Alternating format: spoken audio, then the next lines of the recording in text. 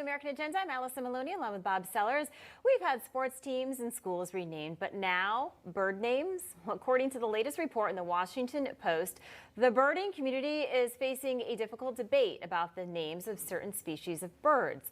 Apparently, the names of some species are connected to slave owners, supremacists, and grave robbers. For instance, the people who name birds renamed the McCown's lawn spur after Confederate General John Porter McCown to the thick-billed lawn spur. So let's bring in our panel for their reaction on this. Jessie Jane, what do you think?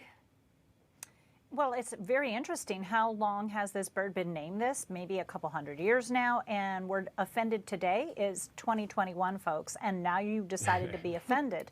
I just find this ludicrous. When people come at me, even with statements about the national anthem, I've turned and looked at them and said, but you didn't get offended till in the last year. So obviously you don't do your homework, you don't do your research, and you then decide to be offended because somebody has now told you to be just that. We're in a society now that is dividing us on many levels. When we start having racist bird names, let's also keep in mind we are dividing people racially, we're dividing people by religion, we're dividing people by politics, and there's a reason for that. The current administration says the greatest threat was the white extremism. And why are they saying this? When you look at the Communist Manifesto, it talks about separation. This way, people become dependent upon the government to lead them and unite them, which we all know is bullcorn. So we got racist birds, but you just got offended today.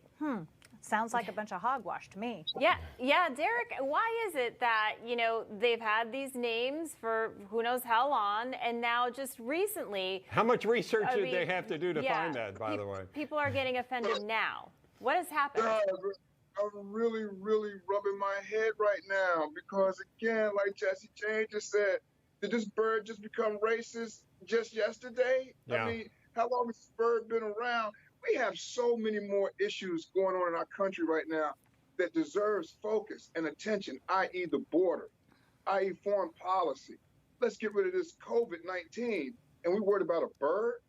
I mean, come on. The focus right now, it should not be about a bird that could be possibly named after somebody who was racist. It's a lot more going on in the United States right now than something as simple as that right there. Yeah, Carl, he has a point. I mean, the other day we were talking about how apple pie is racist. How did we get here? Look, Derrick is right. These people have way too much time on their hands.